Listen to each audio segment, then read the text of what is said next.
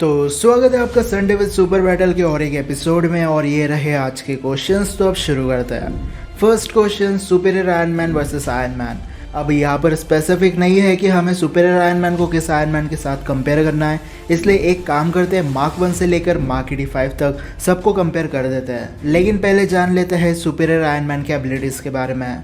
वैसे मैं बता दूं कि आयरन मैन के कॉमिक का नाम सुपीरियर आयरन मैन था और इस कॉमिक में जो आर्मर दिखाया गया था उसे एंडोसिम आर्मर कहा जाता था। तो ये आर्मर लिक्विड स्मार्ट मेटल से बना था और इस आर्मर की खास बात ये थी कि इसका टोनी से न्यूरल कनेक्शन है, इसलिए टोनी जैसा सोचता है वैसे ये आर्मर एक्ट करता है। और इसमें कोई जारवेस या फ्राइडे जैसा आर्टिफिशियल इंटेलिजेंस नहीं है, क्योंकि अगर इसमें सोचने समझने की एबिलिटी आ जाए तो ये अपने आप में एक अलग बीइंग बन जाएगा। अगर बात करें इसके वीकनेस की, तो इसके पास कोई वीकनेस नहीं है। लिक्विड मेटल का होने की वजह से इसे फिजिकल डैमेज नहीं होता है, इलेक्ट्रोमैग्नेटिक अटैक्स इस पर काम नहीं करते हैं और ना ही इसे लाइटनिंग से कोई फ़र्क पड़ता है। अब अगर एमसीयू के आयरन मैन की आर्मर्स की बात करें तो सिर्फ मार्क 50 और मार्क 85 है जो एंडोसिम आर्मर को काफ़ी हद तक बराबरी की टक्कर दे सकते हैं।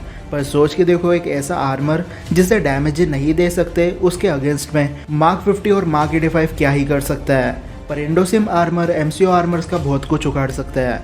मार्क 50 और मार्क 85 को हमने ऑन स्क्रीन बर्बाद होते हुए देख रखा है और एंडोसिम आर्मर की जो स्ट्रेंथ लेवल है वो हल्क बस्टर से भी ज़्यादा है।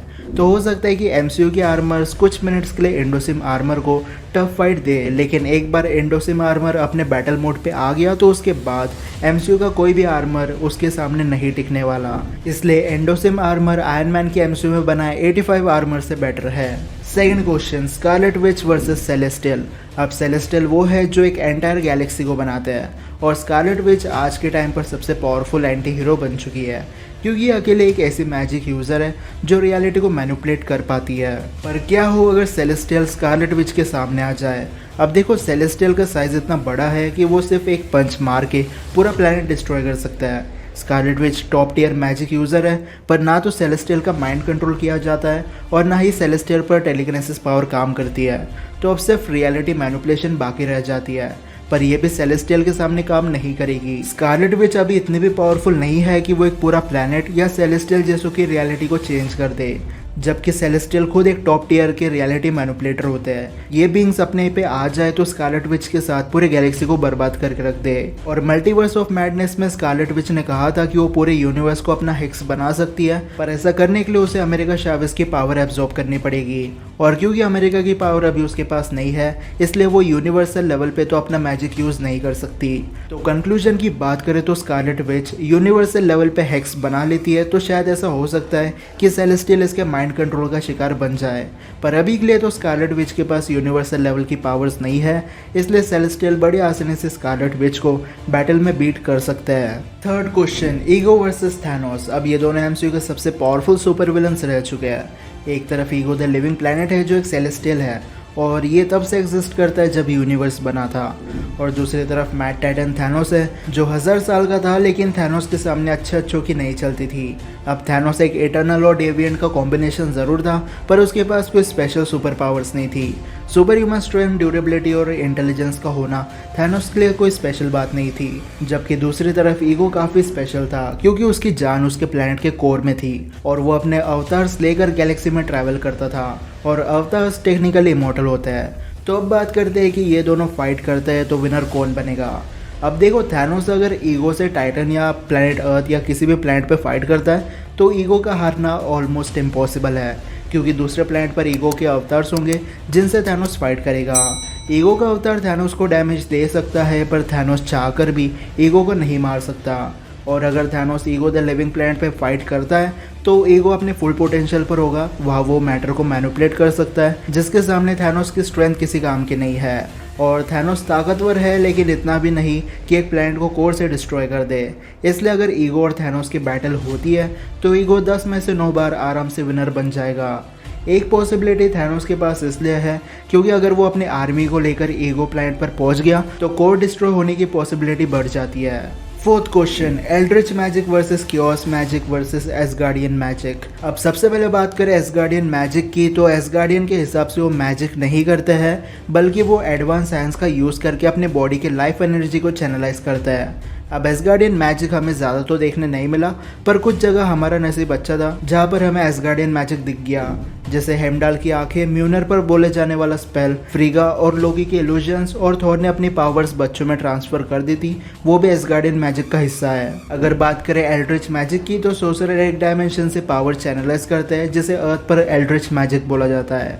इस मैजिक से पोर्टल्स, शील्ड और वेपन्स के साथ कई सारे इल्यूजन्स भी बना सकता है। कई बार एल्ड्रिच मैजिक काम आ जाता है दूसरे डायमेंशन बींग्स को अर्थ पे लाने के लिए, और डॉक्टर स्ट्रेंज काफी पावरफुल बींग्स को इस मैजिक से बराबरी की टक्कर दे चुका है, जैसे काइसिलियस, थैनोस और काफी हद तक स्कारलेट विच को भी। पर अगर इस मैजिक को सही से यूज किया जाए तो सोर्सरर काफी हद तक इन्फिनिटी स्टोन्स को भी टक्कर दे सकता है। और रही बात कियोस मैजिक की, तो इसे एक रेयर रेड एनर्जी मैजिक भी कहा जाता है, क्योंकि कियोस मैजिक को सीख नहीं सकते, विच पैदा ही इस मैजिक को यूज करने के लिए होती है। कियोस मैजिक ज्यादातर 3 कामों के लिए यूज किया जाता है। फर्स्ट है माइंड कंट्रोल, हमने पहले भी वंडा को कई बार किसी ना किसी का माइंड कंट्रोल करते हुए देख रखा है। सेकेंड है टेलीकिनेसिस, मतलब चीज़ों को बिना टच किए मूव करना। और थर्ड है रियलिटी मैनिपुलेशन, इससे फिजिक्स के नियम को चेंज कर सकते हैं, जैसे हेक्स बनाकर पूरे टाउन को अपने इशारों पे नचाना। और मल्टीवर्स ऑफ मैडनेस में हमने देख रखा है कि कियोस मैजिक अपने फुल पोटेंशियल पर कितना डेंजरस हो जाता है। तो अब बात करते हैं कि कौन सा मैजिक बेटर है। तो एसगार्डियन मैजिक एक ऐसा मैजिक है जिससे ना तो अटैक कर सकते हैं और ना ही डिफेंस। एसगार्डियन मैजिक एसगार्ड से शुरू होता है और एसगार्ड पे ख़त्म हो जाता है। हाँ, कुछ देर के लिए एसगार्डियन मैजिक से एनिमी को ट्रिक कर सकते हैं, पर अटैक पर्पस के लिए एसगार्डियन मैजिक किसी काम का नहीं है, इसलिए इसे हम 3rd नंबर पे रखते हैं। सेकंड पोजीशन पर आते हैं एल्ड्रिच मैजिक। ऑफ कोर्स ये एक बैटल में इन्फिनिटी स्टोन्स को बराबरी की टक्कर दे सकते हैं, लेकिन मल्टीवर्स ऑफ मैडनेस में हमने देख रखा है कि एल्ड्रिच मैजिक की कोई औकात नहीं है कियोस मैजिक के सामने।